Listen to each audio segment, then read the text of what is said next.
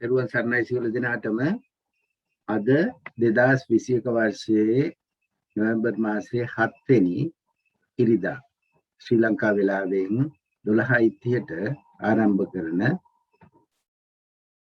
ප ဋ ාණ ප්‍රකරණය සහ විභංග ප්‍රකරණය පිළිබඳව ධර්ම සාකච්ඡාව අපි ප්‍රථමයෙන්ම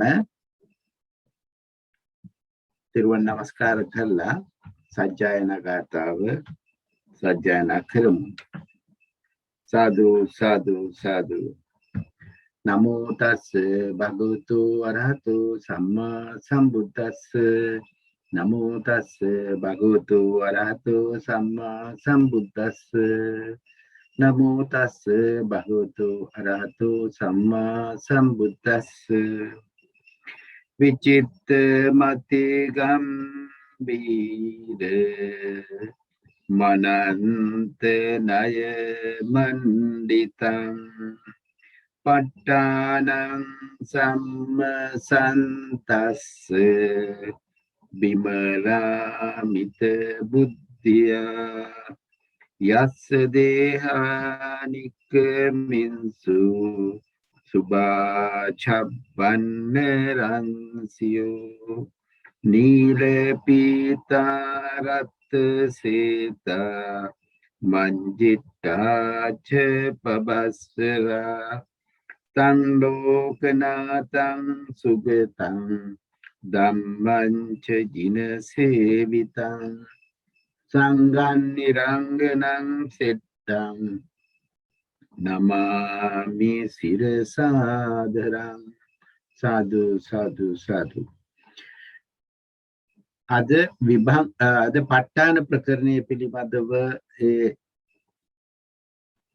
විමර්ශනය කරලා නැවත පුනරීක්ෂණ ආකාරයට සාකච්ඡා පවත්වාගෙන යන්නේ විද්‍යාරත්න මහත්මිය. අපි මේ මහත්මියට ගෞරවයෙන් ආරාධනා කරනවා ධර්ම පන්තිය ආරම්භ කිරීමට. තෙරුවන් සරණයි සියලු දෙනාටම. තෙරුවන් සරණයි.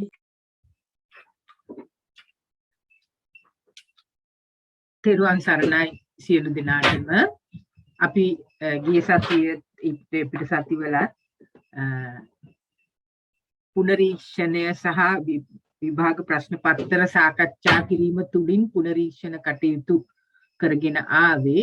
මේ ක්‍රමය හොඳයි කියලා හිතනවාද? මේට වැඩි වෙනසක් මොනවා හරි කළ යුතුද කියලා යම් මහත්මියක් අදහස් කරනවා නම් මේ පොඩ්ඩක් කියන්නේ සම්බන්ධයෙන්.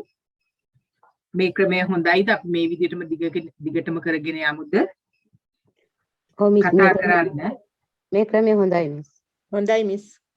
හොඳයි බොහොම පිං. එතකොට අපි මං හිතන්නේ ගිය සතියේ අපි 2009 ප්‍රශ්න පත්‍ර සාකච්ඡා කරමින් සිටියේ. ඒකේ තව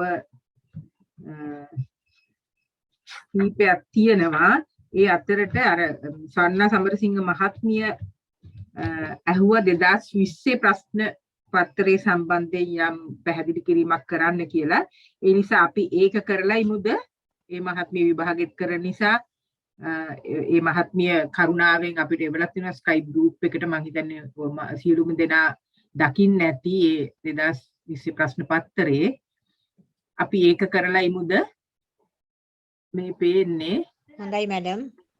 හොඳයි. මේ පේන්නේ 2020 වර්ෂයේ ප්‍රශ්න පත්‍රයේ මේ මහත්මිය අහපු ප්‍රශ්නේ. මහත්මිය ඉන්නව නේද?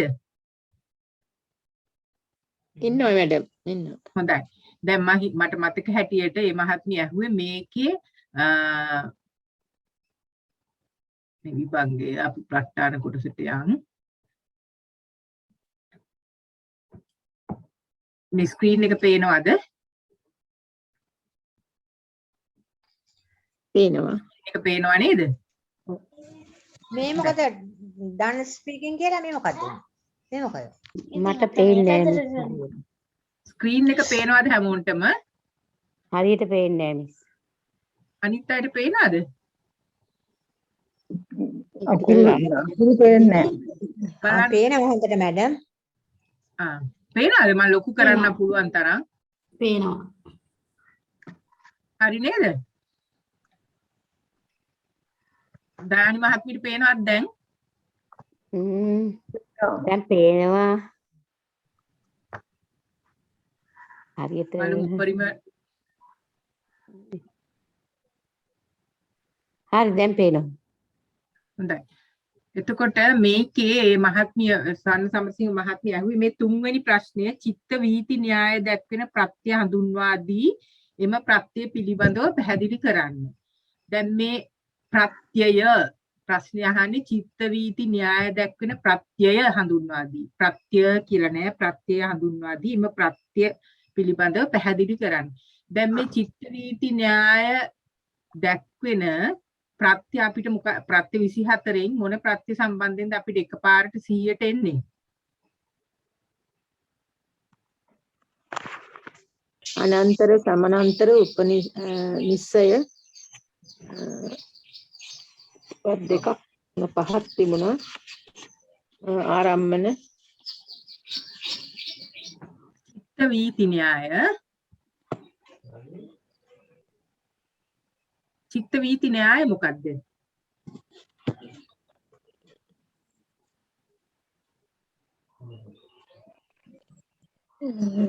චිත්ත වීති න්‍යාය හැටියට අපිට කියන්න පුළුවන් චිත්තයක ආයු කාලය එක චිත්තක්ෂණයයි. එතකොට චිත්තක්ෂණයට පස්සේ චිත්ත වීතියේ සිත් පේලියක් ඇති වෙනවා. එකකට එකක් ඒ ඊළඟ චිත්තක්ෂණේ තවත් සිතක් ඇති වෙනවා. එතකොට අපි ඒ විදිහට ගත්තොත් චිත්ත වීති න්‍යාය ඒ කියන්නේ චිත්ත පරම්පරාව නොකඩවා පවත්වාගෙන යනවා. භවයක් වෙනස් වුණත් චිත්ත පරම්පරාව කැඩෙන්නේ නැහැ. නොකඩවා පවත්වාගෙන යනවා. ඒ න්‍යායට අනුව දක්වන ප්‍රත්‍ය මොකක්ද කියලා තමයි මෙතන අහන්නේ. එතකොට අපිට අර මේ මහත්මිය කිව්ව ප්‍රත්‍ය වලින් ඉස්සෙල්ලා මතක් වෙන ප්‍රත්‍ය මොකද්ද? අනන්තර ප්‍රත්‍ය. අනන්තර ප්‍රත්‍ය සහ ඇත්තම සමානන්තර ප්‍රත්‍යත් ඒ න්‍යායයටම අදාළ වෙන්නේ. ඒ කියන්නේ එකකට පස්සේ තව සිතක් පහළ වීම. එතකොට අපි මෙතන අනන්තර ප්‍රත්‍ය ගැන දැක්කොත් මෙතන ප්‍රත්‍යය කියලා කියන්නේ අනන්තර ප්‍රත්‍ය විස්තර කරලා එම ප්‍රත්‍ය පිළිබඳව පැහැදිලි කරන්නනේ අපිට කියන්නේ. එතකොට ඒක විස්තරයක් කරන්න ඕන. විස්තර කරලා ඊට පස්සේ සමානන්තර ප්‍රත්‍ය ගැන වාක්‍ය දෙක තුනකින් යම් දෙයක් ලියන්න ඕන. ඒතර මේක බලාගෙන අපි යමු ප ဋ ාණ මහා ප්‍රකරණයේ අනන්තර සමානන්තර ප්‍රත්‍ය දෙක එකට තියෙන්නේ. අපි බලමු කොහොමද විස්තර කරන්නේ කියලා.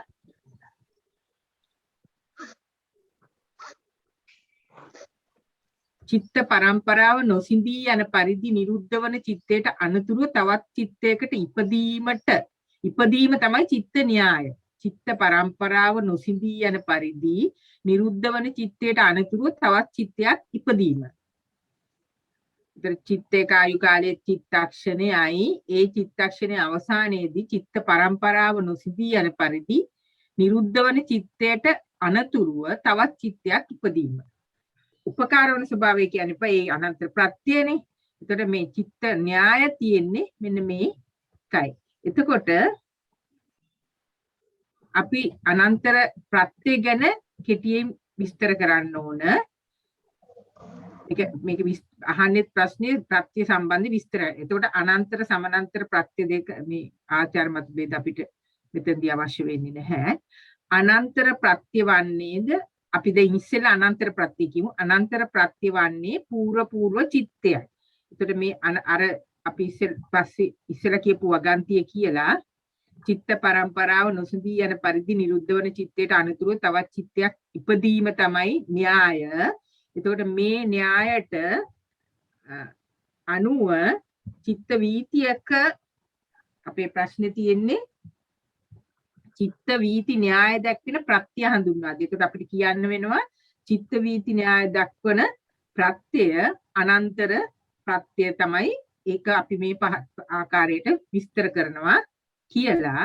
ඊට පස්සේ අපි යන්න ඕනේ ඒකේ පොඩි විස්තරයක් කරන්න.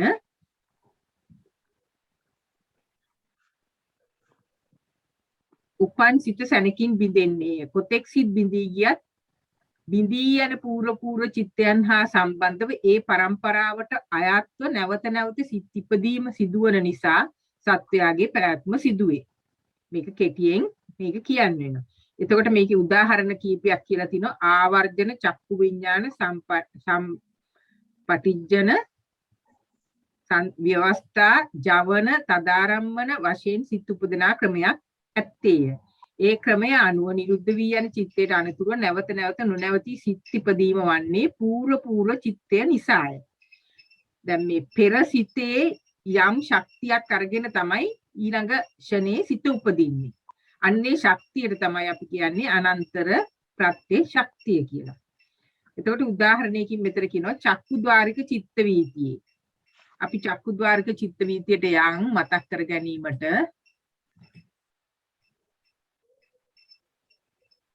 මේ තියෙන චක්කුද්්වාරික චිත්ත වීතියක්.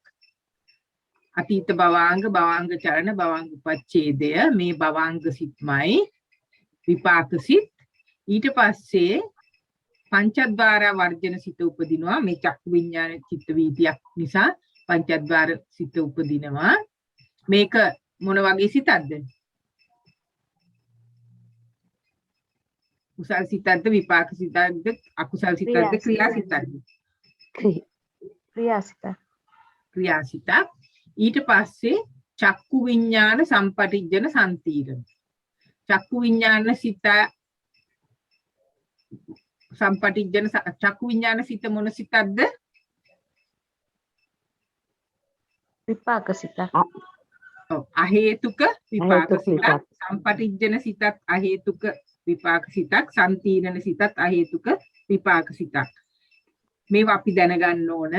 චක්කු විඥාන සම්පටිජ්ජන සම්තීරණ. ඊළඟට වොත්තපනේ කියන්නේ මනෝද්වාර වර්ජණයටමයි අපි පංච චක්කුසෝත ගාන ඒවවලදී අපි වොත්තපනේ කියලා තමයි පාවිච්චි කරන්නේ මනෝද්වාර වර්ජණයට. මේ අපි මේ වොත්තපනේ කියන්නේ එතකොට අහේතුක මොන සිතක්ද? ක්‍රියාසිතක්. ක්‍රියාසිතක්. ඊට පස්සේ අපිට මෙතන එනවා ජවන් 7ක්. මේ ජවන් සිත් කියන්නේ මොනවද? ජවන් සිත් වෙන්න පුළුවන් කීයක්ද? අපි දන්නවා ජවන් සිත් කීයක් තියෙනවද? 7යි. ඔව්. ඒකෙන් කාමාවචර ජවන් තියෙන්නේ 29යි. ඔව් 29යි.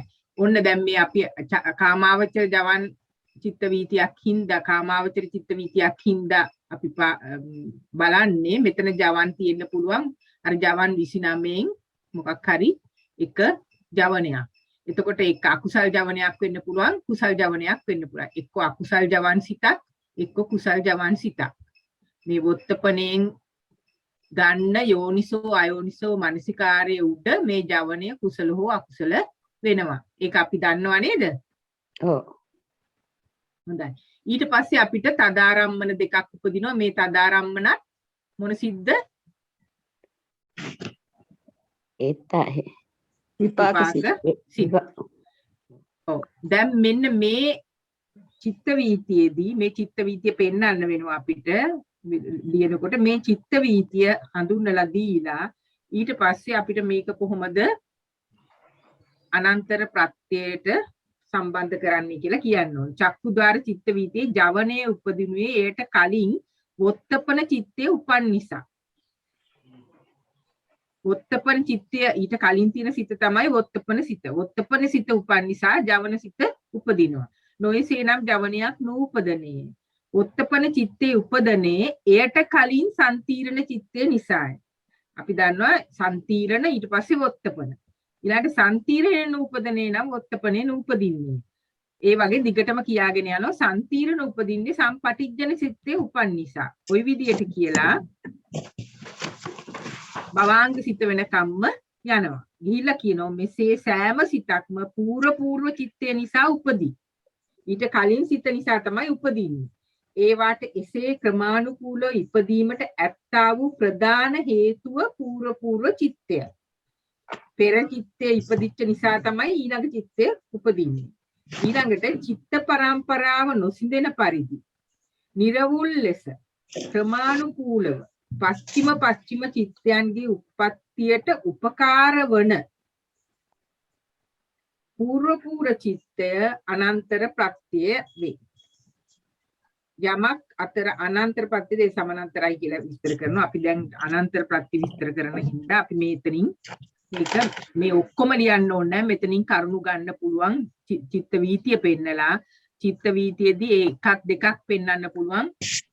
අර ඉස්සෙල්ලා අපි කිව්වා වගේ වොත්තපණය නිසා ජවනය උපදිනවා. ජවනය උපදින්නේ වොත්තපණයේ හින්දා ඊළඟට සම්තිරණය උපදින්නේ සම්පටිච්ඡන හින්දා ওই විදියට දෙකත් ඒ ආකාරයට දිගටම භවාංග සිත දක්වාම උපදිනවයි කියලා අපිට විස්තර කරන්න පුළුවන්.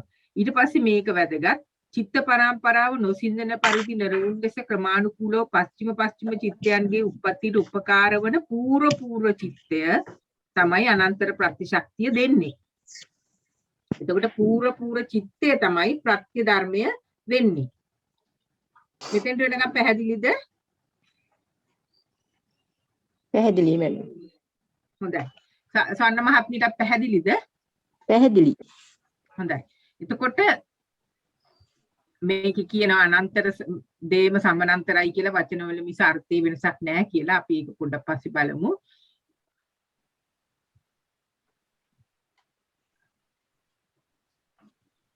මෙතන මේකත් කියන්න වෙනවා යම්කිසි අන්‍ය ධර්මයකට අතරට පැමිණෙන්නට අවකාශ නොතබා තමාට අනතුරුම උපදනා පරිදි දෙවන චිත්තයට උපකාර වන ධර්මය අනන්තර ප්‍රත්‍යයයි.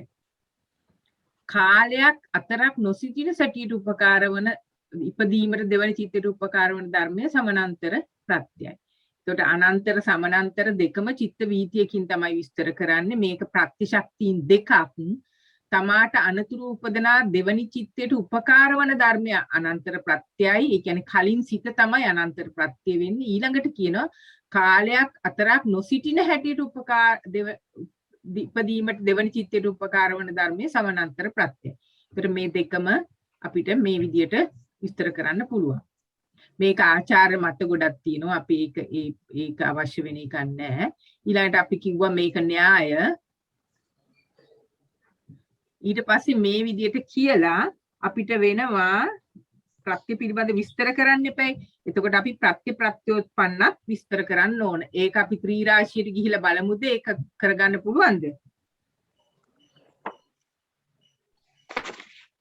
කියන්න පුළුවන්ද යම් මහත්මියකට අනන්තර ප්‍රත්‍යෝත්පන්න මොනවද කියලා?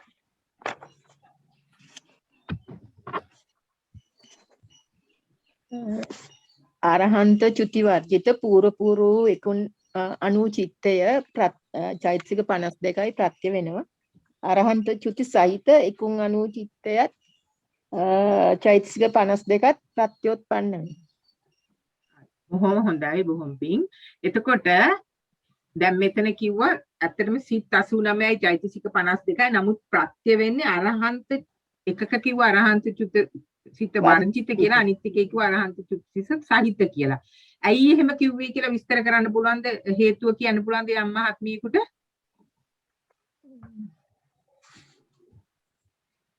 අරහත් චුතිය ආයි ඉපදීමක් නැති නිසා ඒක වර්ජිත කරනවා.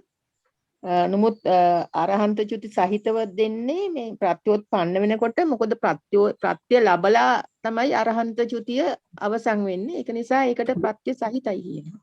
හොඳයි, බොහොම හොඳයි. බොහොම පිං. ඒක තමයි හේතුව. අරහත් චුතියට පස්සේ සිතක් උපදින්නේ නැහැ. ඒකින්ද අරහත් චුතිසිත ප්‍රත්‍ය වෙන්නේ නැහැ. නමුත් අරහත් චුතිසිත පෙරසිත උපකාරයෙන් අරහත් චුතිසිත උපදින නිසා ඒක ප්‍රත්‍යෝත්පන්න වෙනවා. එතකොට ඒක මතක තියාගන්න ඕනේ. ඒක තේරුණාද මහත්මින්ට? ඇයි අරහත් චුතිසිත වර්ජිත කියන්නේ ප්‍රත්‍ය පැත්තට, ප්‍රත්‍යෝත්පන්න පැත්තට අරහත් චුතිසිත සහිත කියන්නේ කියන එක තේරුණාද? තේරුණා. හොඳයි. ඒම තේරුම් අරගෙන පාඩම් කරගත්තොත් අපිට මේක අමතක වෙන්නේ නැහැ. අනිත් එක විභාග වෙලාවෙත් දැන් මේවා කටපාඩම් කරගෙන යන්න බෑනේ. එතකොට අපි දන්නවා මේක මෙන්න මේ හේතු උඩ තමයි මේ ප්‍රත්‍යපැත්තට අරහත් චුතිසිත වර්ජිත කියන්නේ, ප්‍රත්‍යෝත්පන්න පැත්තට අරහත් චුතිසිත සහිත කියන්නේ.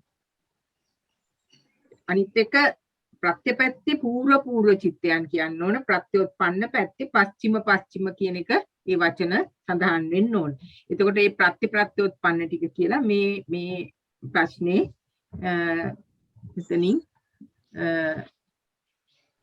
නිමා කරන්න පුළුවන්. සමානතර ප්‍රත්‍ය ගැනත් අර මෙතන අපි කිව්වා. එතකොට ඒක අනන්තර සමානතර දෙකම එකට කතා කරන්න පුළුවන්.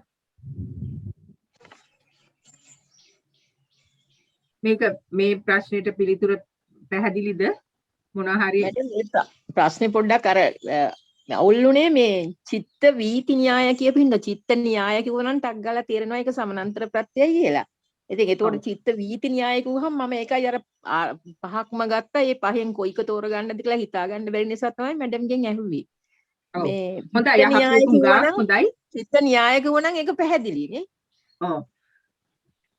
චිත්ත වීති න්‍යායක් ඇත්තටම චිත්තයකට පස්සේ තව මේක තමයි චිත්ත පරම්පරාව නොසිදී යන පරිදි නිරුද්ධ වන චිත්තයට අනුතුරු තවත් චිත්තයක් ඉපදීම තමයි ඒ අර කලින් සිතේ උපකාරයෙන් ඉපදීම තමයි ඒ න්‍යාය විදියට යන්නේ. එතකොට ඒ උපකාර කරන ශක්තියින් තමයි අනන්තර සහ සමානතර. මේ සම්බන්ධයෙන් තව මොනවා හරි වෙනත් මහත්මීකට හෝ කියන්න තියෙනවද?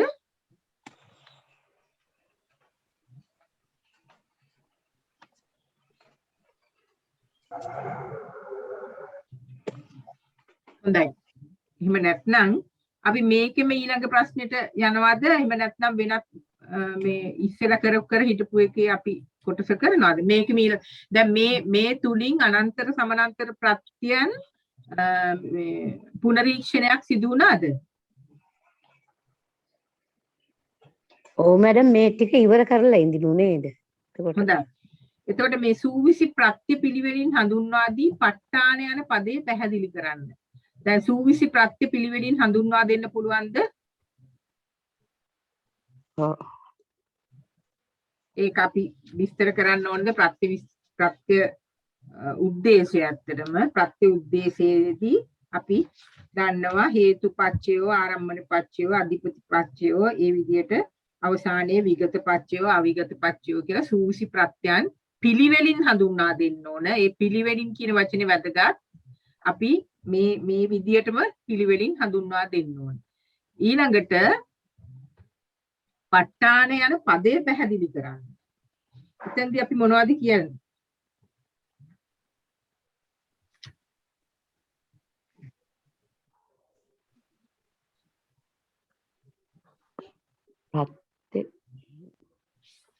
කොහොමද ඒකට උත්තරේ ලියන්නේ?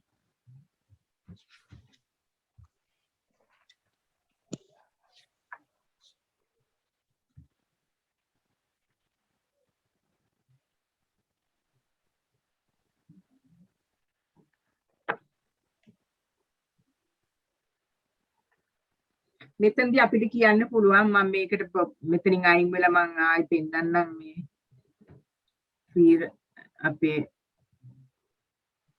සමා වෙන්න ප ဋ ාණ සම්නය මේක අපි මුලටම යන් සංඥාපනයට යන්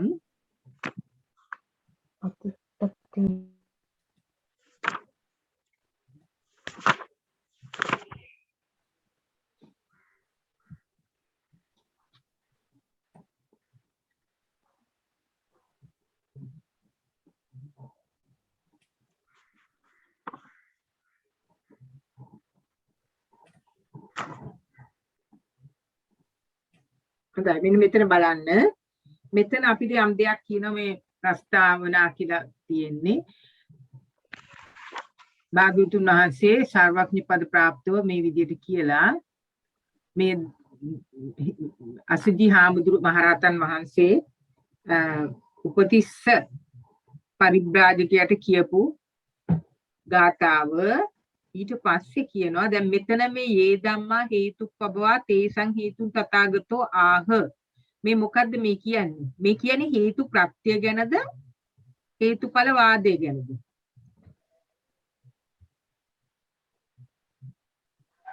හේතුඵල වාදය ගැන. හේතුඵල වාදය ගැන මේක හේතු ප්‍රත්‍ය නෙවෙයි. මොකද මේ හේතු කියන එක ප්‍රත්‍යයකුත් තියෙනවා හේතුඵල වාදයකුත් තියෙනවා. ඒකින්ද හේතුවෙන් හටගන්නා කිව්වම මේ හේතුව කියන්නේ හේතු ප්‍රත්‍යේ කියන අපි අර හේතු මූල 6 නෙමෙයි හේතුවක් නිසා එහෙම නැත්නම් හේතුවක් කරන කොටගෙන යම් දෙයක් කරන කොටගෙන තවත් ධර්ම උපදිනවා. ඒකට අපි කියන්නේ හේතුඵල ධර්මය කියලා. එතකොට අපිට කියන්න පුළුවන් මේ කෙටියෙන් කියලා හේතුඵල ධර්මයන්ගේ හේතුවෙන් හටගන්නා පංචස්කන්ධ සංඛ්‍යාත නාම රූප ධර්මයන් හට ගැනීමේ හේතුන් නිස්සෙල්ලම හේතුන් කියනවා. ඒ කියන්නේ ප්‍රත්‍ය ගැන කියනවා. ඒ හේතුඵල ධර්මයන්ගේ නිරෝධය වූ නිවනක් තථාගතයන් වහන්සේ දේශනා කරන්නායි වදාළහ. එතකොට එයින් දැක්වෙන්නේ තථාගතයන් වහන්සේ විසින් දේශනා කරන ධර්මයේ හේතුඵල ධර්මයක් බවයි. ඊට පස්සේ හේතුඵල දේශනයේ ක්‍රම 3කට දේශනා කරලා තියෙනවා ආර්ය සත්‍ය ක්‍රමය, පටිච්චසමුප්පාද ක්‍රමය, ප ဋ ාණ ක්‍රමය. මේකෙන්ම කෙටිම ක්‍රමය සහ මධ්‍යස්ථ ක්‍රමය, දීර්ඝ ක්‍රමය කියන එක මේක කියන්න පුළුවන්ද යම් මහත්මියෙකුට?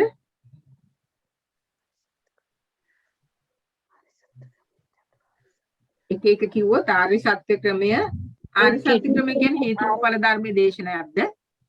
කෙටිම ක්‍රමය ආර්ය සත්‍ය දේශනය, මධ්‍යම ක්‍රමය පටිච්ච සම්පාද දේශනය, දීර්ඝ විදිහට දේශනා කරලා තියෙන්නේ ප ဋ ාණ ක්‍රමයට. නහරි. එතකොට අපි මේ ප ဋ ාණ කියන වචනේට එන්නේ දීර්ඝ ආර්ය සත්‍ය ක්‍රමයක් හේතුඵල ධර්මයක් දේශනාවක්. එතන තියෙන්නේ හේතු දෙකයි ඵල දෙකයි. නේද? ආර්ය සත්‍ය ක්‍රමයේ හේතුඵල ධර්මයක් වෙන්නේ කොහොමද කියලා කාට හරි විස්තර කරන්න පුළුවන්ද? සත්‍ය 4 කියලා මෙතෙන්ට කෙලින්ම අදාළ වෙන්නේ නැහැ. මම මේ මතක් කිරීමක් කරන්නේ. සත්‍ය 4 මොනවද? ආර්ය සත්‍ය 4 සත්‍ය, සමුදය සත්‍ය, නිරෝධ සත්‍ය, මාර්ග සත්‍ය. හරි. දුක්ඛ සත්‍ය හේතුවක්ද ඵලයක්ද? ඵලයක්. ඵලයක්. දුක්ඛ සත්‍ය ඵලයක් වෙනවා, ප්‍රත්‍යෝත්පන්නයක් වෙනවා. එතකොට ඒකට හේතුව මොකද්ද? සමුදය සමුදය සත්‍ය. එතකොට ඵලය දුක්ඛ සත්‍ය, හේතුව සමුදය සත්‍ය. එතකොට එතන එක හේතුඵල සංදියක් තියෙනවා. ඊළඟට අනිත් සත්‍ය දෙක මාර්ග සත්‍ය, නිරෝධ සත්‍ය. අපි පිළිවෙලින් කිව්වොත් නිරෝධ සත්‍ය හා මාර්ග සත්‍ය. එතකොට නිරෝධ සත්‍ය හේතුවක්ද ඵලයක්ද? ඵලයක්. නිරෝධ සත්‍ය ඵලයක්. මාර්ග සත්‍ය හේතුව. මාර්ග සත්‍ය තමයි ඒකට ප්‍රත්‍ය වෙන්නේ. මාර්ගයේ ගියොත් තමයි මේ නිරෝධය කියන ඵලය ලැබෙන්නේ. එතකොට ආර්ය සත්‍ය ක්‍රමේදී හේතුඵල ධර්මය 4 ආකාරයෙන් දේශනා කරලා තියෙනවා. සත්‍ය 4කින් ආර්ය සත්‍ය 4කින් දේශනා කරලා තියෙනවා. පටිච්ච සමුප්පාද ක්‍රමය ආකාර අංග 12යි. අංග 12කින් පටිච්ච සමුප්පාද ක්‍රමය අංග 12කින් දේශනා කරලා තියෙනවා. ඒක කෙටියෙන් අපිට මේක වෙන විදියට ප්‍රශ්නයක් ඇහුවොත් මේ කොහොමද උත්තර දෙන්නේ කියන එකයි මම මෙතන මතක් කරන්නේ. පටිච්ච සමුප්පාද ක්‍රමයේදී අවිද්‍යා පත්‍ය සංඛාරා, සංඛාර පත්‍ය විඥානං ආදි වශයෙන් 12 ආකාරයට පද අංග 12කින් දේශනා කරලා තිනවා. ඒක මධ්‍යස්ථ ක්‍රමය. ප ဋ ාණ ක්‍රමය විස්තර ගැඹුරු දීර්ඝ දේශනාවක් අනන්ත ණය ආකාරයට දේශනා කරලා තියෙන්නේ. මේ කියනවා තථාගතයන් වහන්සේ හේතුඵල දේශනා අතරින් ආර්ය සත්‍ය දේශනා සංසාර ප්‍රවෘත්ති හේතු වශයෙන් මේ ආකාරයට කියලා. පටිච්ච සමුප්පාද දේශනාවේදී ද්වාදශාංගයක් ඇති අංග 12ක් ඇති හේතුඵල පරම්පරාවක්. ඒ දේශනා දෙකින්ම තෘෂ්ණාව ඵලයට හේතු වන බව පමණක් දක්වා තියෙනවා. නමුත් අංග සම්පූර්ණ විස්තරයක් දක්වලා නැහැ. අංග සම්පූර්ණ විස්තරයක් පෙන්වන්නේ ප ဋ ාණ මහා ප්‍රකරණය. නේද? ඔව්. ඊට පස්සේ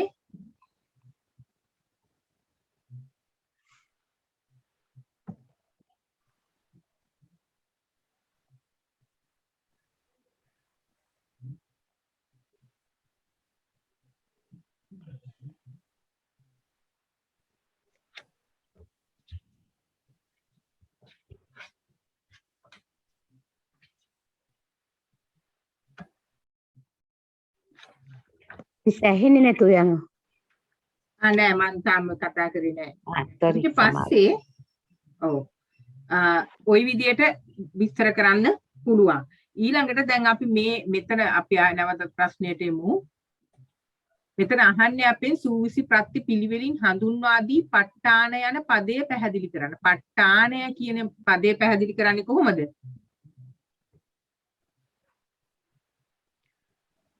පටිච්චසමුප්පාදේන ප ဋ ාණ කියලා කියනවා නේද? අහුන්නේ මහත්මිය ටිකක් හයියෙන් කියයි. පටිච්චසමුප්පාදේන ප ဋ ාණ කියලා කියනවා නේද? ඒත් ඇහුන්නේ මට. සම්පූර්ණ විස්තර. පට්ටානං තානං තිට්ටිපට්ටානං කියලා කියනවා නේද? ඔව් ඒක තමයි ප ဋ ාණේ කියන්නේ ඇත්තටම ඒකේ ආකාරයෙන් දේශනා කරලා තිනවා. මෙතන ප ဋ ාණේ යන පදය ප ဋ ාණේ කියන්නේ පිහිටවීම. අපි සතිපට්ඨානයි කියන්නේ සිහිය පිහිටවීම. එතකොට මෙතන ප්‍රත්‍යෝත්පන්න ආකාරයෙන් දැක්වීම තමයි ප ဋ ාණය කියලා කියන්නේ. එතකොට ඒක සූවිසි ප්‍රත්‍ය ශක්තියින් මගින් තමයි හේතුඵල ධර්මයේ දේශනා කරලා තියෙන්නේ. එතකොට අපි අර හේතුඵල ධර්මය ගැන කෙටියෙන් විස්තර කරලා ඊට පස්සේ අපි සූවිසි ප්‍රත්‍ය හඳුන්වලා දෙන්න ඕන. සූවිසි ප්‍රත්‍ය හඳුන්වලා පිළිවෙලින් හඳුන්වා දී කියන එකෙන් මේක නාමිකව දැක්වුවා නම් ප්‍රමාණවත්ද? එහෙම නැත්නම් කෙටි විස්තරයක් පේලි දෙකකින් විතර විස්තරයක් ලියන්න ඕනද කියන එක බලන්න. හැබැයි මේක ඔක්කොම කියන්න බෑ. ප්‍රත්‍ය කීපයක් හරි අපිට කියන්න පුළුවන් නම් හේතු ප්‍රත්‍ය කියන්නේ හේතු මූලාකාරින් උපකාරී වීම, ආරම්මන කියන්නේ ආරම්මන වශයෙන් ඔය ආකාරයට කියලා විස්තර කරන්න පුළුවන්. ඊට පස්සේ අපි ප ဋ ාණ පදේ පැහැදිලි කරන්න ඕනේ. මේ විදිහට හේතුඵල ධර්මයේ දීර්ඝ විස්තරය කොයි ආකාරයටද විස්තර කරන්නේ කියලා. ඊට අමතරව තව මොනවා හරි කියන්න තියනවද?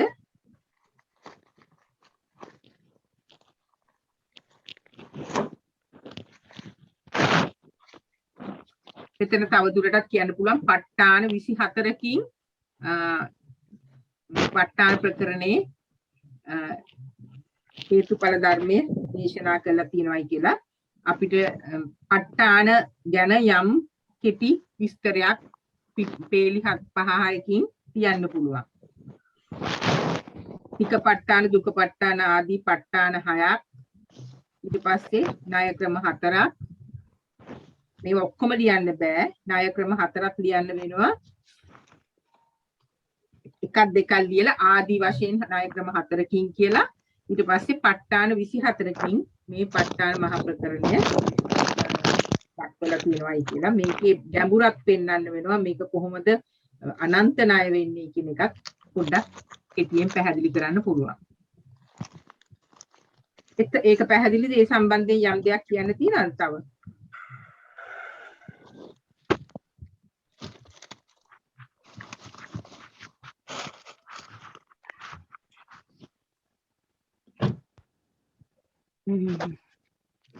යමක් ප්‍රකාශ කරන්න තියනවාද මහත්මියකට?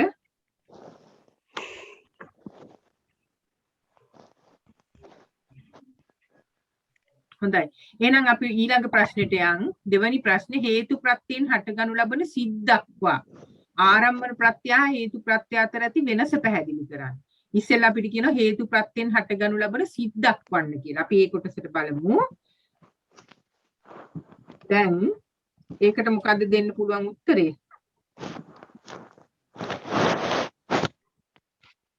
කියන්න පුළුවන්ද? සහේතුක සිත් 71යි. සහේතුක සිත් 71ක් හට ගන්නවා. 76ක්. සිත් සහේතුක සිත් 71යි. අර්මිද රූප ප්‍රතිසන්දි. ඔව් අපෙන් අහන්නේ සිද්දක් වන්නනේ. අපිට එතකොට සිත් විතරක් කියන්න පුළුවන් නේ. එතකොට සහේතුක සිත් 71යි. හැබැයි මේක නිකම්ම සහේතුක සිත් 71යි කියලා විතරක් දැක්වුවොත් ප්‍රමාණවත්ද? මේකේ අපිට සිත් දක්වන්න කියලා තියෙන හින්දා අපිට ඒ සිත් යම් ක්‍රමයකට කඩලා පෙන්වන්න ඕන. මොනවද සහේතුක සිත් කියලා. එතකොට එතන තියෙනවා අකුසල් සිත්. ත්‍රි හේතුක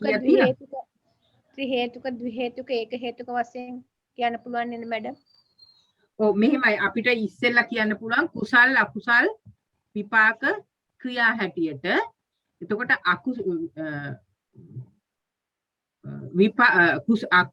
අකුසල් සිත් කීයද? 12. 12 හා ඒවා යෙදෙන චෛතසික අපිට සිත්නේ දක්වන්න කියන්නේ. එතකොට අකුසල් සිත් 12යි. ලෝභ මූල, ද්වේෂ මූල, මෝහ මූල ආදී අකුසල් සිත් 12යි කිව්වනම් ඇති නේද? නැත්නම් අපිට ද්වේෂ මූල මෝහ ලෝභ මූල සිත් 8යි, ද්වේෂ මූල සිත් 2යි, මෝහ මූල සිත් 2යි කියලා කියන්න පුළුවන්. හැබැයි මේකේ දිග විස්තරය අනුව අපි ඒක තීරණය කරන්න වෙනවා. ඒතර අකුසල් සිත් 12යි. ඊළඟට අහේතුක සිත් කීයක් වෙනවද?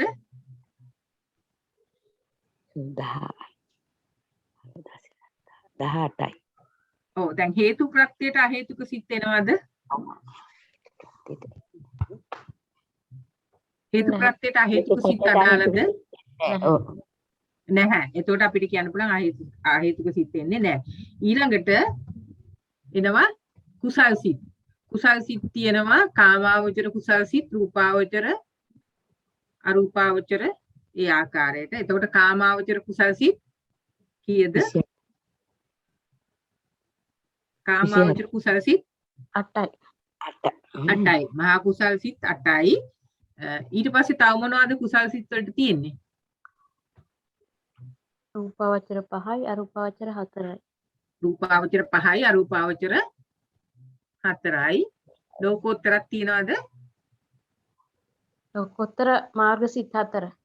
ලෝකෝත්තර මාර්ග සිත් 4යි. ඒතර කුසල් සිත් තියෙනවා 21ක්.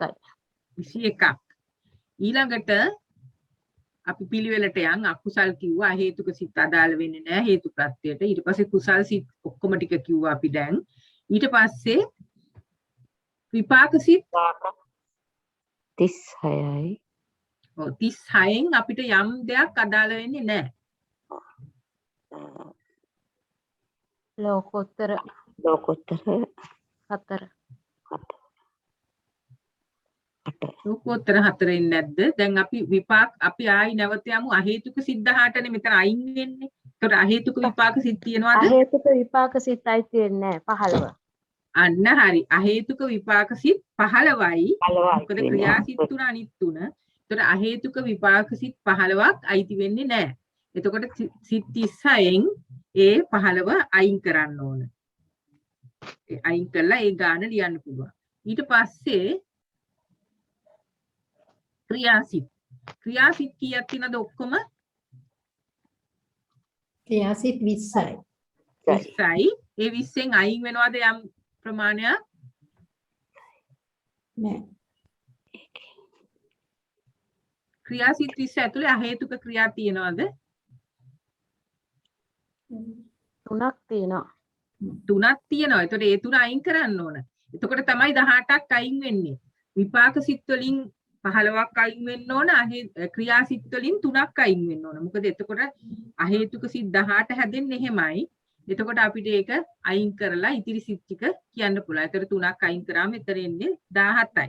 20යි. ওই විදිහට බෙදලා පෙන්නන්න පුළුවන්. ඊට පස්සේ අර මහත්මියක් කිව්වා වගේ කියන්න පුළුවන් මූල ආකාරයෙන් තවත් ක්‍රමයකට පුළුවන් අකුසල් සිත් නම් කොහොමද මූල ආකාරයෙන් බෙදෙන්නේ? ලෝභ මූල, ද්වේෂ මූල, මොහ මූල කියලා. නෑ ඒ අපි තව දැන් මෙතන හේතුනේ. හේතු යෙදෙන සිතුයි හේතු නොයෙදෙන සිතුයි හේතු කීය යෙදෙනවද? ඒ විදිහට කිව්වොත් හේතු ප්‍රත්‍යනේ අපිට අහන්නේ හේතු ප්‍රත්‍ය යෙදෙන සිත්නේ. එතකොට හේතු ප්‍රත්‍ය අකුසල් සිත්වල හේතු යෙදෙනවද ඔක්කොම සිත්වල? හේතු යෙදෙනවා අකුසල හේතු. අකුසල් හේතු යෙදෙනවා. කීය යෙදෙනවද? දෙක යෙදෙනවා. හැම එකේම දෙක යෙදෙනවද? අපි එක එක ගාමු අකුසල් මෝහ සිතේ ඒක මූලික. මෝහ සිත් දෙකේ ඒක මූලික එකයි. ඒක මූලිකයි. එතකොට අකුසල් සිත් ඔක්කොම තියෙනවා ද්විමූලික සහ ඒක මූලක. නේද? හේතු දෙකක් යෙදෙන සිත් තියෙනවා හේතු එකක් යෙදෙන සිත් තියෙනවා. එතකොට හේතු දෙකක් යෙදෙන අකුසල් සිත් කියලා අපිට කියන්න පුළුවන් ලෝභ මූල 8යි ද්වේෂ මූල සිත් 2යි. ඊළඟට හේතු එකක් යෙදෙන අකුසල් සිත් මෝහ මූල 2යි. මෝහය පමණයි. අතන කියන්න පුළුවන් ලෝභය හා මෝහය ද්වේෂ මූල සිත් දෙකේ ද්වේෂය හා මෝහය. ඊට පස්සේ ওই විදියට අපි අකුසල් සිත් දැන් කිව්වා. ඊළඟට කුසල් සිත්වල මූල කීයක් යෙදෙනවද? දෙකක් යෙදෙනවා. තුනක් තුනයි දෙක යෙදෙනවා. ඔව් එක්ක තුනක් යෙදෙනවා එක්ක දෙකක් යෙදෙනවා. අපි කියන්නේ ද්වි හේතුක ත්‍රි හේතුක කියලා. ඔව්. කුසල් සිත් ද්වි හේතුක වෙන්නේ මොන සිත් කීයද?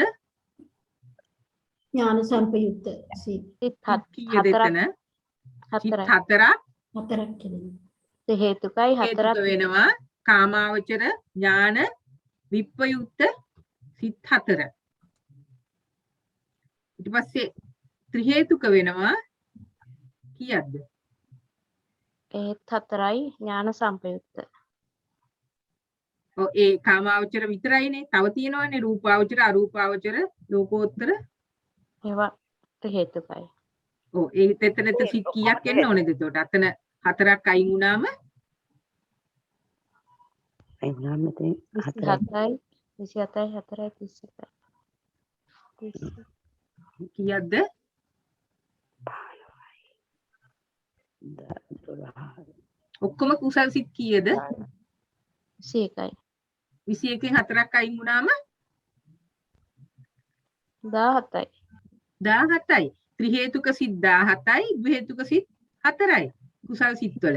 මොකද රූපාවචර, අරූපාවචර, ලෝකෝත්තර ඔක්කොම ත්‍රි හේතුකයි. එතකොට එතන එනවා 4යි, 5යි, 4යි, 4යි.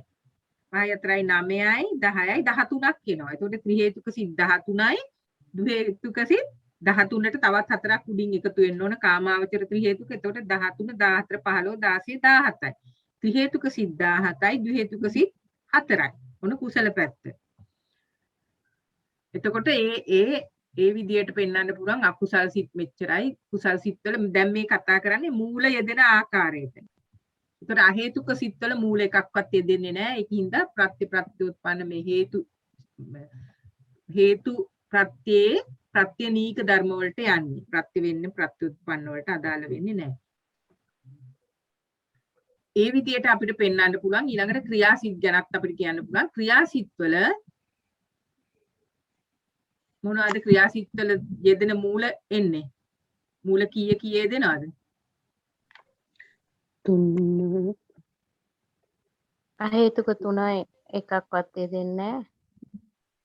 ඔව්. අහේතුක 3 මේකෙන් අයින් වෙනවා. ප්‍රත්‍යනික ගොඩට යන්නේ. එතකොට කාමාවචර ක්‍රියාසිත්වල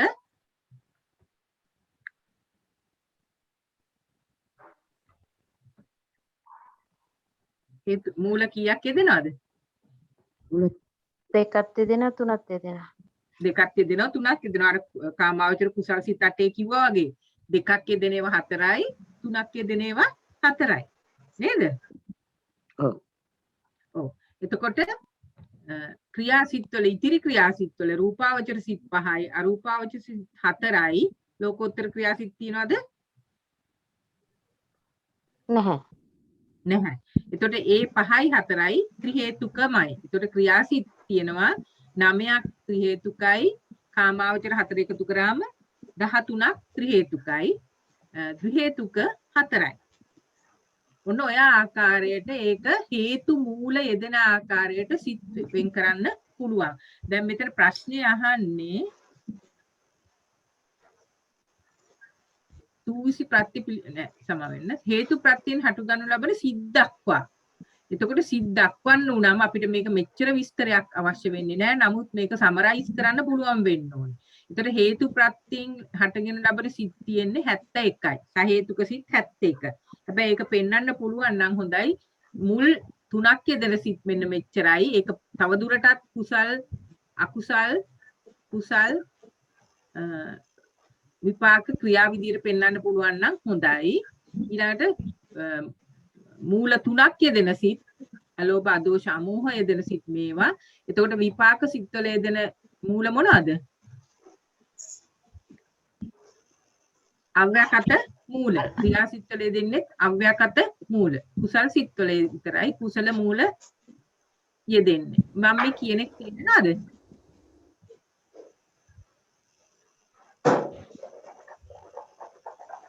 මහත්මීන්ට තේරුණාද තේරුන්නේ නැද්ද? තේරුණා නේද?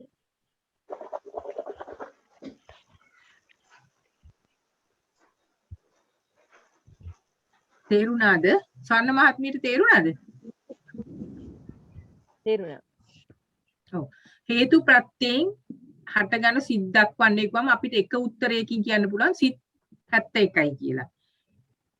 ඊට වැඩිය පොඩ්ඩක් අපි විස්තර කරනවා නම් මේ හේතු ප්‍රත්‍යයෙන් හටගන්න අපිට සිත් මේ ප්‍රශ්නේ දිගපළල අනුව අපිට කොච්චර විස්තර කරනවද කියලා තීරණය කරන්න වෙනවා. මොකද දෙන කාලයත් විනාඩි 15යිනේ.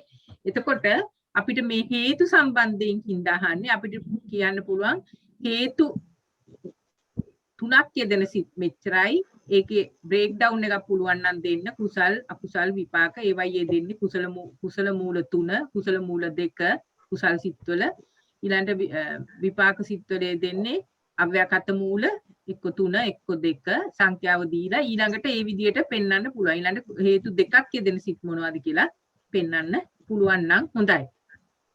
ඒක දැන් මේ පේනවාද මේක එක එක විදිවලට බලනකොට අර අපි පළවෙනි අවුරුද්දේ ඉගෙන ගත්තු ඒක මූලික ද්විමූලික ත්‍රිමූලික කියන ඒවා කුසල් සිතුත් අපිට එක ආකාරයකට බෙදන්න පුළුවන්.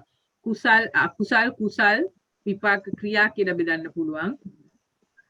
එහෙම නැත්නම් කුසල හේතු සහිත හේතු රහිත කියලා ඒ කියන්නේ සහේතුක අහේතුක කියලා බෙදන්න පුළුවන්. ওই විදියට කීප ආකාරයකට බෙදන්න පුළුවන්. මෙතෙන්දී අදාළ පරිදි ගන්න ඕන. මේක හේතු ප්‍රත්‍යෙහිඳ අපිට කියන්න පුළුවන් හේතු දක්වලා ඒක හේතුක සිත් මෙච්චරයි, ද්වි හේතුක මෙච්චරයි, ත්‍රි හේතුක මෙච්චරයි කියලා. එතන පැහැදිලිද? මේ අපි දන්න කරුණුමයි මේ ගොනු කිරීමක් කරන්නේ.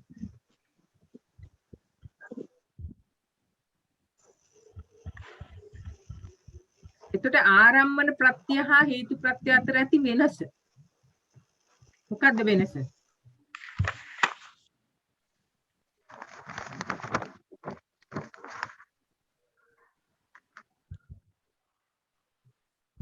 ආරම්මන ප්‍රත්‍ය හේතු ප්‍රත්‍ය කියන්නේ මොකක්ද?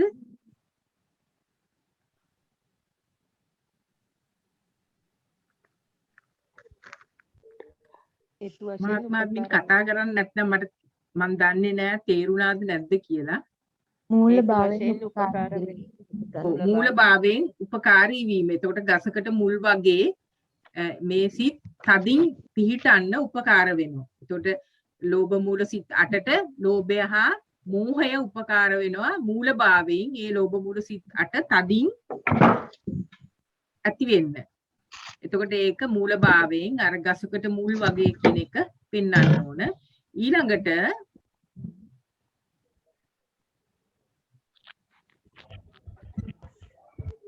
ආරම්මන ප්‍රත්‍ය කියන්නේ මොකද්ද? අරමුණු ගන්න ආකාරය. ඔව්. අපි ඒක ආරම්මන ප්‍රත්‍ය පොඩ්ඩක් බැලුවොත්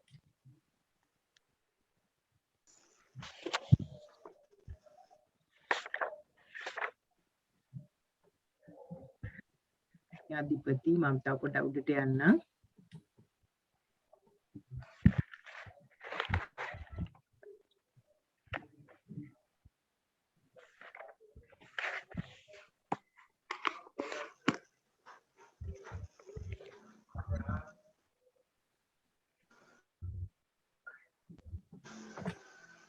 මේ බලන්නකො ගස්වල මුල් පොළව තදින් ගන්නාක් මෙන් ආරම්භණයේ තදින් ගන්නා ධර්මියෝ යන අර්ථයෙන් උන්ට හේතුයයි කියති. ඒතර හේතු ප්‍රත්‍ය කියන්නේ ගස්වල මුල් මෙන් පොළව තදින් ගස්වල මුල් පොළව තදින් ගන්නාක් මෙන් ආරම්භණයේ තදින් ගන්නා ධර්මියෝ යන අර්ථයෙන් උන්ට හේතු කියලා තියෙනවා. ඔන්න හේතු ප්‍රත්‍ය ඒ ශක්තිය කියන්නේ මෙන්න මේක හොඳ කියන්න පුළුවන්. පොළවට වැද පොළව තදින්ගෙන සිටින මුල් ඒ තදින් ගැනීම නිසා පොළොවෙහි නොසැලී සිටින්නාක් මෙන් අරමුණක් ගනිමින් දැන් ආරම්භන ප්‍රත්‍ය නෙමෙයි මේ කියන්නේ හේතු ප්‍රත්‍ය අරමුණක් ගනිමින් උපදනා ධර්ම සමූහයක ඒ අරමුණ තදින්ගෙන සිටින්නා වූ ධර්මය ඒ ග්‍රහණය නිසා ඒ ආරම්භනී ස්ථිරව පිහිටයි. ඒකට අරමුණක් දැකලා තමයි මේ අපිට මේ සිත් ඇති වෙන්නේ. ඒ සිත්වල තමයි දැන් අපි උදාහරණයක් හැටියට ලෝභ මූල සිතක් ඇති වෙන්න අපි කැමති අරමුණක් ඉතා කැමති අරමුණක් අරගෙන අපිට ලෝභ මූල සිත ඇති වෙනවා. එතකොට මේ ලෝභ මූල සිත ඇති වෙන්න මේ ලෝභය මෝහය කියන හේතු දෙක හරියට උපකාර වෙනවා පොළවට වැද පොළව තදින්ගෙන සිටින මුල් වගේ ඒ අරමුණ තදින්ගෙන ලෝභ මූල සිත ඇති වෙන්න. අන්න ඒකට තමයි හේතු ප්‍රත්‍ය කියන්නේ. ආරම්භන ප්‍රත්‍ය කියන්නේ අරමුණු ගැනීම ආකාරයෙන් උපකාරී වීම. අපි ඒක පොඩ්ඩක් බලමු.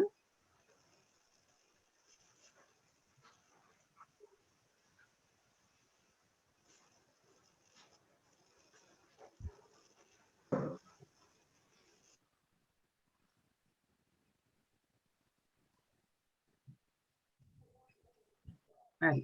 ඔන්න මේ ආරම්භන ප්‍රත්‍ය. දැන් අපෙන් අහන්නේ හේතු ප්‍රත්‍ය හා ආරම්භන ප්‍රත්‍ය වෙනස.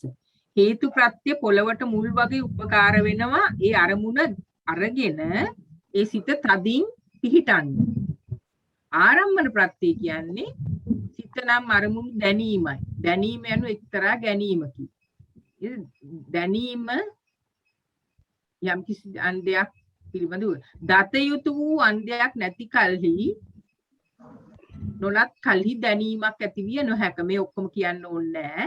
එතකොට අපිට කියන්න පුළුවන් දැනීමක් ඇතිවීමට හැකියවීමට දත යුතු දෙයක් ලැබිය යුතුමය. ඔන්න සිතක් ඇති වෙන්න ආරම්මණයක් තියෙන්නම ඕන. අන්නේ සිතක් ඇති වෙන්න එහෙම නැත්නම් අරමුණු දැනගන්න අර තියෙන දෙයට තමයි ඒ අරමුණු දැනගන්න යම් දෙයක් තියෙන්නම ඕන. අන්න ඒ දෙයට කියනවා ආරම්මණය කියලා. අරමුණක් නොලැබ සිතකට නූපදිය හැකි බැවින් අරමුණ දැන් මෙන්න මේක තමයි ආරම්මන ප්‍රත්‍ය. අරමුණ සිත් ඇතිවීමට මහත් උපකාරයි. අරමුණක් නැතිව සිත් ඇති වෙන්නේ නැහැ. ඉස්සෙල්ලා කතා කරේ අරමුණ තදින් ගැනීමට උපකාර වන හේතු මූල. දැන් කියන්නේ මේ අරමුණ අපි ඇහෙන් රූපයක් දැක්කම අන්නේ රූපය තමයි අරමුණ. එතකොට මේ අරමුණ නැතුව රූපේ නැතුව චක්කු විඤ්ඤාණ සිත ඇති වෙන්නේ නැහැ. ශබ්දේ නැතුව සෝත විඤ්ඤාණ සිත ඇති වෙන්නේ නැහැ. එතකොට මේ රූපයට ආදියට කියනවා ආරම්මන. ඒ රූපයට තියෙනවා ආරම්මන ප්‍රතිශක්තිය. එතකොට අරමුණු සිත් ඇතිවීමට චෛතසිකය ඒවාද අරමුණ නොලැබිය නොහැක. චිත්ත චෛතසිකයන්ගේ ඉපදීමට උපකාර වන බැවින් ආරම්මණයන්ට ආරම්මන ප්‍රත්‍යයයි කියනු ලැබේ. අවසානයේදී මෙන්න මේක කියන්න වෙනවා. ආරම්මන ප්‍රත්‍ය කියන්නේ චිත්ත චෛතසිකයන්ගේ ඉපදීමට උපකාර වන බැවින් ආරම්මණයන්ට ආරම්මන ප්‍රත්‍යයයි කියනු ලැබේ. එතකොට හේතු ප්‍රත්‍ය කියන්නේ පේලි දෙක තුනකින් කියලා අර පොළොවට මුල් වගේ ඒ සිත තදින් පිහිටීමට උපකාර වෙනවයි කියලා ඒ හේතු ටික හේතු 6 ගැන කියලා. ඊට පස්සේ ආරම්මණය කියන්නේ ඒ අරමුණට ගන්නා අරමුණට. එතකොට සිතක් උපදින්න බෑ අරමුණක් නැතුව.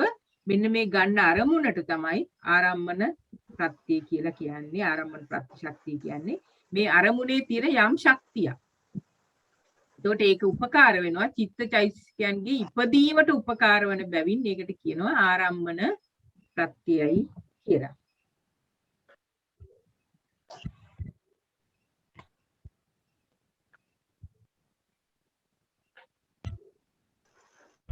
අරමුණට එහෙම ඉපදවීමට උත්සාහයක් නැහැ. හැබැයි අරමුණ දැක්කම අපිට ඒ කියන්නේ මේ සිත ඇති වෙන්නේ අපිට රූපයක් දැක්කම රූපයට තියෙන අරමුණු උපදවීමේ ශක්තියක්. නමුත් උත්සාහයක් නැහැ. පුද්ගලයාට තමයි මේ සිත් උපදින්නේ. ඒ අරමුණ දැකලා චක්කු විඤ්ඤාණ, සෝත විඤ්ඤාණ ආදී සිත් උපදින්නේ. ඊට පස්සේ මේකේ කෙටියෙන් කියන්න පුළුවන් ප්‍රත්‍ය ධර්ම මොනවද ප්‍රත්‍යෝත්පන්න ධර්ම මොනවද කියලා. ආරම්භන ප්‍රත්‍ය ලේසි. ආරම්භන ප්‍රත්‍ය මේකේ නම් වෙන වෙනම කියලා තිනවා. මොනවද ආරම්භන ප්‍රත්‍ය ප්‍රත්‍යෝත්පන්න? ප්‍රත්‍ය හේතු 6. ප්‍රත්‍ය හේතු 6. මට ඇහෙන්නේ මේකේ શબ્ද අඩුද මන් දන්නේ. ටිකක් හයියෙන් කියන්න පුළුවන්ද? ප්‍රත්‍ය වන්නේ හේතු 6. ප්‍රත්‍ය වෙන්නේ හේතු මට ඇහුන්නේ.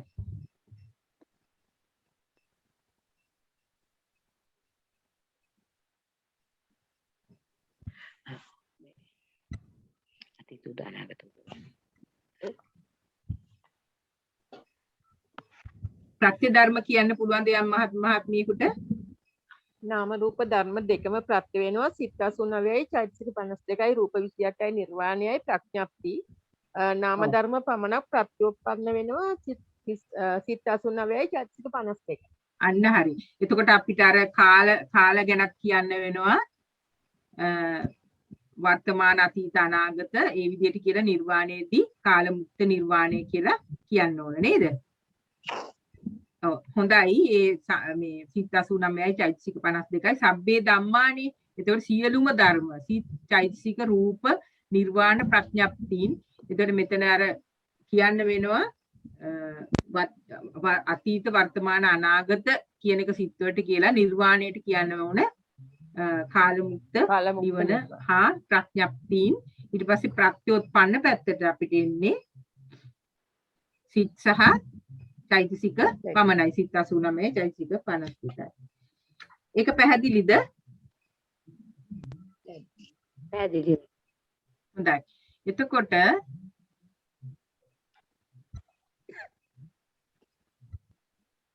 අපි ගියොත් අපිට තව ප්‍රශ්නයක් කරන්න පුළුවන්ද මන්ද? එකමාරයි. අපිට අපි මේක සාකච්ඡා කරමු. 4 වෙනි ප්‍රශ්නේ විතක කුසලයේ අකුසලයේ කුසලයටත් ප්‍රත්‍ය වේ. මෙම ප්‍රත්‍ය ධර්මය හඳුන්වා දී එහි ප්‍රත්‍යෝත්පන්න ධර්ම ලියා දක්වන්න. මොකද්ද මේ කියන්නේ? උපනිෂේ ප්‍රත්‍යද? උපනිෂේ ප්‍රත්‍ය. උපනිෂේ ප්‍රත්‍යේ විභංග පෙළ දැක්කොත් මොනවද තියෙන්නේ? පුරිමා කුසල ධම්මා පච්චිමානං අකුසලානං ධම්මානං කේ සංචි. ඔව්. කුසලානං ධම්මානුත් තියෙනවා අකුසලානං ධම්මානං කේ සංචි තියෙනවා. එතකොට ඒ කේ සංචි කියන්නේ හැම විටම නෙවෙයි යම් අවස්ථාවල. එතකොට විතක කියන්නේ සමහර අවස්ථාවලදී කුසලයේ අකුසලයට ප්‍රත්‍ය වෙනවා. අකුසලා ධම්මා කුසලා ධම්මා වලටත් ප්‍රත්‍ය වෙනවා. එතකොට මේ දෙකම මේ ප්‍රත්‍ය මොකක්ද කියලා අඳුනගෙන උපනිෂේ ප්‍රත්‍ය ගැන පොඩි විස්තරයක් කියන්න ඕන කියලා ඊට පස්සේ ඒ ප්‍රත්‍යේ ඉස්සෙල්ලා කියන අපිට ප්‍රත්‍ය ධර්මය හඳුන්වලා දෙන්නනේ. එතකොට ප්‍රත්‍ය ධර්මයේ උපනිෂේ ප්‍රත්‍ය කියලා ඒකේ පොඩි කෙටි විස්තරයක් දක්වන්න ඕන පේඩි 4කින් 5කින්.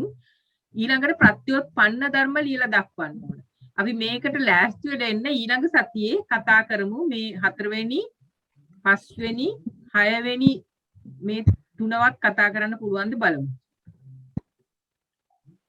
විස්තරහ නැතු මේ ප්‍රශ්න තුන කියවන්නකෝ. හරි. 4 වෙනි එකද? ඔව් 4 5යි.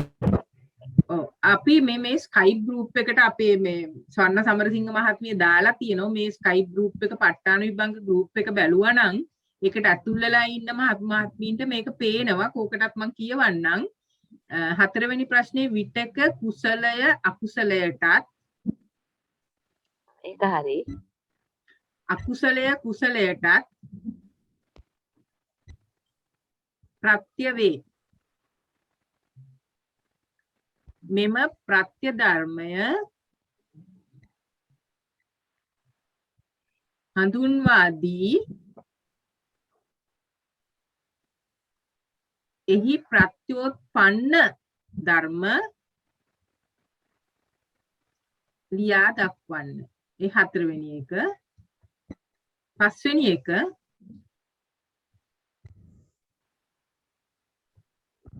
පච්චය නිද්දේශයේ වන අයුරින් ධ්‍යාන පච්චය මග්ග පච්චය සංප්‍රයුක්ත පච්චය විප්‍රයුක්ත පච්චය ලියා දක්වන්න. මෙතන තියෙන ප්‍රත්‍ය 4ක නිर्देश පාළිය. ඒක ටිකක් කෙටි හැබැයි ටිකක් 4කට යන්න ඕන. ලියාගත්තද මේ 5 වෙනි එක? හරි මැඩම්. 6 වෙනි එක නිස්සය ප්‍රත්‍ය පිළිබඳ හැඳින්වීමක් කරන්න. අපි බලමු ওই තුන පුළුවන්ද කියලා ඊළඟ සතිය කරන්න 4 5 6. මේවට ලෑස්ති වෙලා එන්න, කියවලා බලන්න, පුළුවන් නම් ලියන්න උත්තර විභාගෙ නොකරත් කමන්නේ ලියන්න. එතකොට හොඳ අවබෝධයක් එනවා, මතකයක් තියෙනවා. ඒ තුනම ලියාගත්තද මහත්මී? ඔව් මැඩම් ලියාගත්තා. හොඳයි. එහෙමනම් අපි අද නවත්තන්න ඉස්සෙල්ලා මේ සම්බන්ධයෙන් යම් කරුණක් කියන්න තියෙනවාද? අපි මේ සාකච්ඡා කරන විදිහේ වෙනසක් කරන්න ඕනද? එහෙම නැත්නම් වේගය වැඩිද? තේරුණාද නැද්ද? ඒ ආකාරයෙන් අපිට කතා කරන්න පුළුවන් නම් හොඳයි. අපේ ඊළඟ පන්ති ඒ අනුව හැඩගස්ස ගන්න පුළුවන්.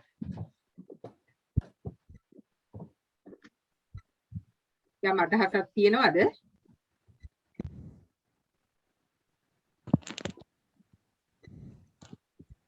මේ විදිහට හොඳයිම දැන් තේරුණා කියලා. යමක් කිව්වද? මේ විදිහට හොඳයි. හොඳයි. අනිත් වෙනත් අදහසක් දරන මහත්මීන් ඉන්නවද?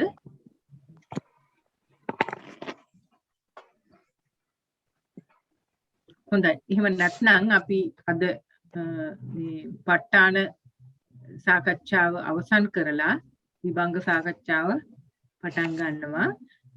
විනාඩියක් දෙන්න මේ රෙකෝඩින් එක අයින් කරලා අලුත් රෙකෝඩින් එකක් හැටියට දාන්න. බොහොම පිං. තෙරුවන් සරණයි සියලු දෙනාටම. තෙරුවන් සරණයි.